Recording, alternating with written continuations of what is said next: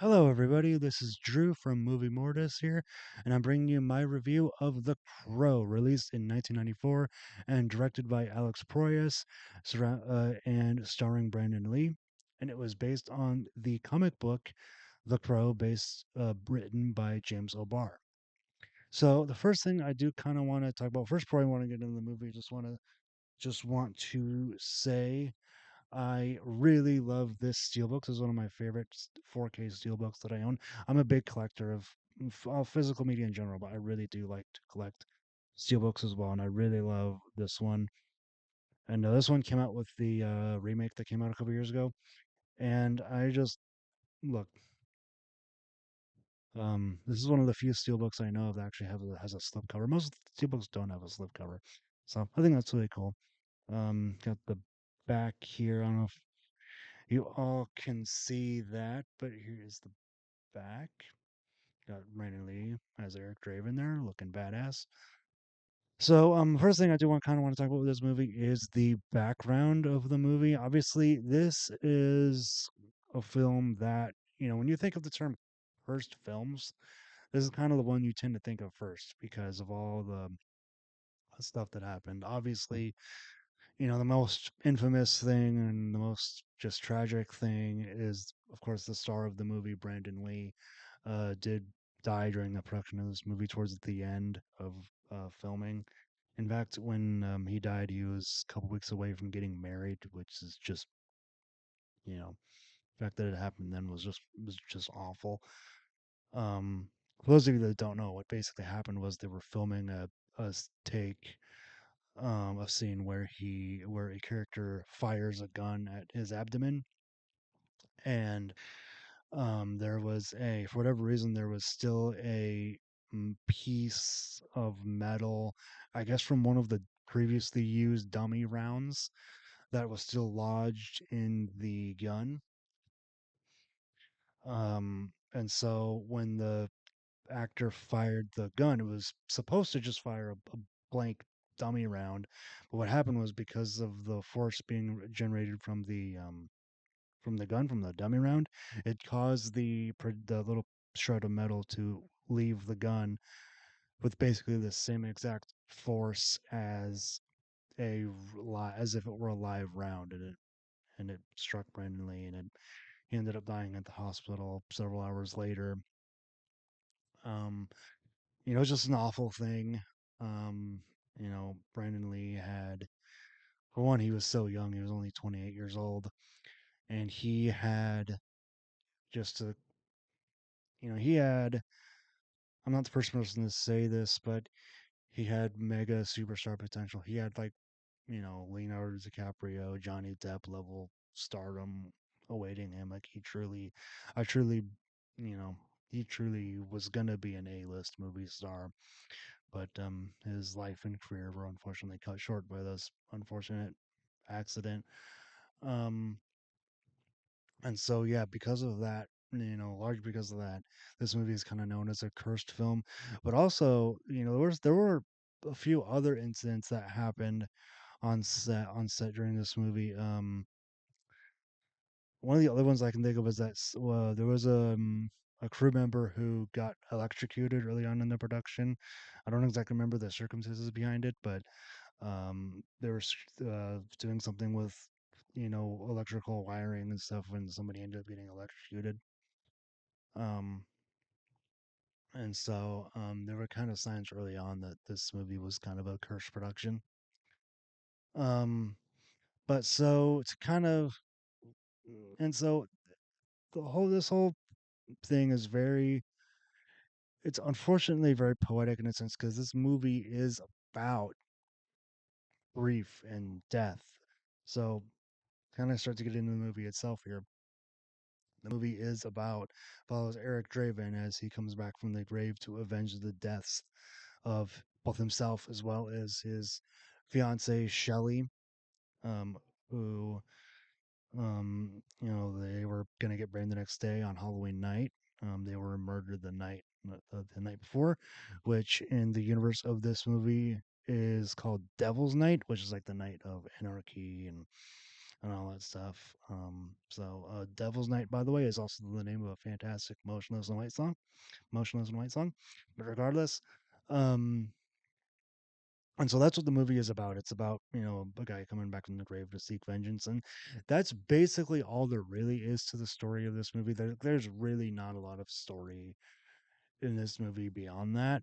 And to be honest, it doesn't really need to. It's a very simple story. There's character moments here and there. Like there's some interactions with the one of the supporting characters, played by Ernie Hudson, um, Sergeant Albright, I believe is his name. Um, and so he's kind of like the good cop type character. He's looking after Eric and Shelley die. He's looking after Sarah, who was a girl who was kind of being looked after by Eric and Shelley. They kind of took her in because her mother is a drug addict and didn't really take care of her. And so and so there's, Ernie Hudson, I think, does a great job playing that, good cop kind of persona. Some of the other cast members include Michael Wincott as Top Dollar. He's like the leader of the gang that are responsible for Eric and Shelley's murder. But you also have Michael Messi as Fun Boy, as well as you have Tony Todd in this movie. Tony Todd's a horror legend. He plays one of the gangsters in this movie. So there's a definitely. You also have David Patrick Kelly, um, Anna Thompson. Looking at the cast here right now. Um, and so yeah, it's a pretty good cast here. Um, Something I really want to talk about is the visual style of this movie. It's a very gothic movie. We'll just say that. The city of Detroit that is presented in this movie is very similar to Gotham City in Tim Burton's Batman, which I think even the filmmakers themselves kind of cited that as an inspiration for how they wanted the city in this movie. I mean, it's supposed to also represent the city as it was presented in the original comic book by James O'Barr. But there's a lot of really cool stuff with like shadows and light and all that stuff. I mean, most of this movie takes place at night, and when the sky isn't black, it's red. Like there's definitely some shots here. There's one of Eric Draven as he's playing a guitar where the um must be, I think, during sunrise or something, where like the sky is red, and so he's playing a guitar solo. It looks very metal. Let's just say that. And speaking of metal, I have to now talk about the soundtrack for this movie. You got songs by 21 Pilots, Rage Against the Machine, Pantera, and bunch of other big name artists, Nine Inch Nails. There's a bunch of other, really cool bands that are featured in this soundtrack. It's an awesome soundtrack.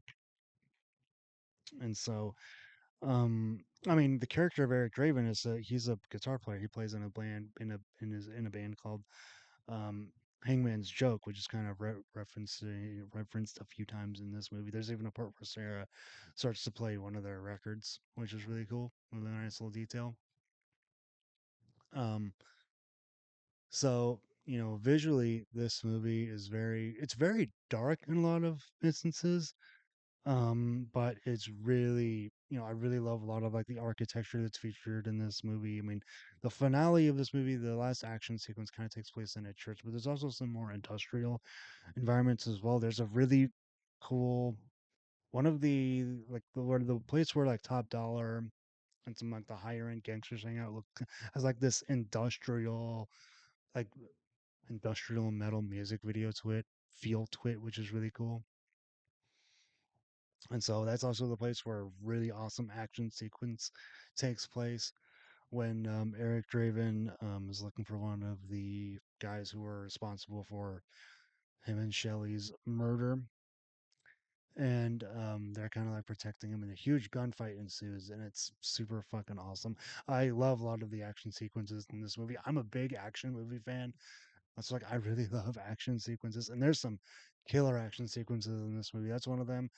Um, The fight early on, a melee fight early on between Eric and character of Tintin that takes place early on. It's kind of a bit of a martial arts kind of fight. As you know, Brandon Lee is the son of Bruce Lee, who's famous martial arts, who's famous and for being in a bunch of martial arts movies.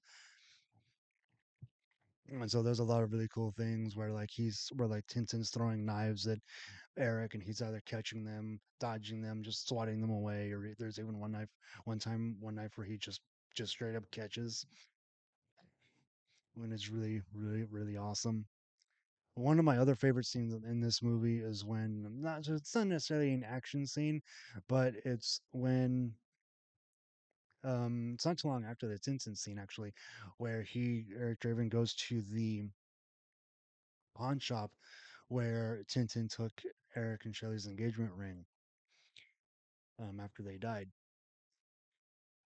And so he's looking for the engagement ring. He busts in, quoting Edgar Allan Poe, Edgar Allan Poe, and he's kind of just toying with Gideon. Gideon tries to shoot him, and Eric Draven, well, he's resurrected by the Crow. That's what the movie is titled after. And so he gets this power like invincibility, basically, as long as he's trying to seek revenge. And so he is just toying with Gideon and just screwing with him. It's so much fun. And one of the early on in this movie, it's very much a movie where Eric, he's basically an unstoppable force, for like the first hour or so of the movie. He's just this unstoppable force, and he knows it. Like, he just plays with the gangsters before killing them. Like, he doesn't kill Gideon, but there's a scene later on with Fun Boy, one of the other gangsters, and so he's just taunting him. He puts his hand next to his Fun Boy's gun as he's about to shoot him, and he just goes, "Take the shot, Fun Boy," and then Fun Boy shoots him in the hand, and Eric sort of just acts as if the wound actually hurt, but then he just starts laughing, and he shows Fun Boy as his hand is as it heals itself, which is really cool. But anyways, back to the Gideon scene. That scene is really cool because there's also a bit of an emotional moment there because Eric Draven he finds his engagement ring, and he has a I don't want to say a breakdown, but there's definitely an emotional moment there. And there's a really cool thing where he pours gasoline all over his pawn shop and takes a bunch of the engagement rings that were there from assuming from other couples who were killed by the gang, and loads them all in his shotgun, exits the store, turns back to Gideon and goes, "Is that gasoline I smell?" Takes the shotgun and shoots the gasoline, and it blows up the whole pawn shop, and it's really cool. It's really cool. Yeah. There's also some more emotional, scenes that are in this movie. Like I kind of hinted at earlier, Eric Draven's relationship with the Ernie Hudson character, Sergeant Albright. There's a scene where he goes to Albright's apartment and they have a conversation, and I'm not going to really get into it because like I want you all to see this movie if you haven't already, so I'm not going to go too deep into spoilers. Um, but there's a really cool scene there where they have a really cool conversation, and it's really awesome. Um, I will say though, my one real complaint with this movie, it's honestly kind of justifiable when you really think about it, is under the villains. I think are a little underdeveloped. There's not really a lot that you know about the villains, about the individual gangsters themselves. Like, and what you do find out about, it's that they're murderers and rapists, and that's kind of it. In the case of Top Dollar, he there's not much to his character either, other than he's a big gangster. He's the leader of the whole criminal enterprise, and he wants anarchy and power, and that's kind of it. Obviously beyond just taking out Eric Draven and the Crow, obviously.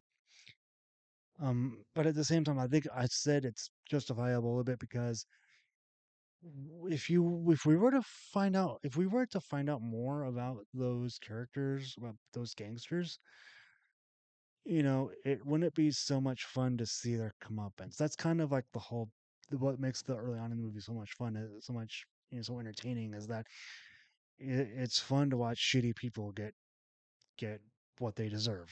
Right? It's like there's nothing you find out about these people, about these gangsters, that's in any way redeeming. And so it's like when Eric Draven comes back from the grave and just starts kicking the shit out of them, it's fun to see. And the movie established does such a good job establishing early on about Eric and Shelley's relationship, often in just a handful of edits, a handful of shots, which is a testament to just how well they're able to set up the story in this movie, even though the story itself is very simple.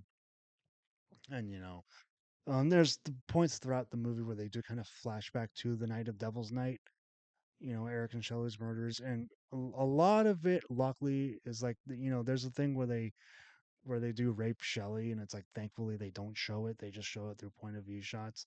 But it does kind of help get the point across of just how fucking depraved and awful these gangsters were and gangsters are, and that's what makes it so fun when they finally eat shit, when they finally get killed, get the shit kicked out of them. That's what I think it's so cool about revenge movies, is that if you know it's really easy to root for somebody seeking revenge. And I think that's why those kind of stories are so popular, is that it's really, yeah, it is kind of cliche, but it's like it's popular because it's an easy way to get an audience behind the protagonist. But it's kind of go back to my point. The villains are a little underdeveloped, but at the same time, I think that might also kind of work in the movie's favor to that degree. To degree. And so, to kind of close out my thoughts, I will say though, to kind of start out this little closing section, I've never really understood why The Crow is often lumped into horror movies, because it's more of an action movie. It's not really a horror movie. I think it's just because of the impact it had on the emo and goth subculture. They really took to this movie.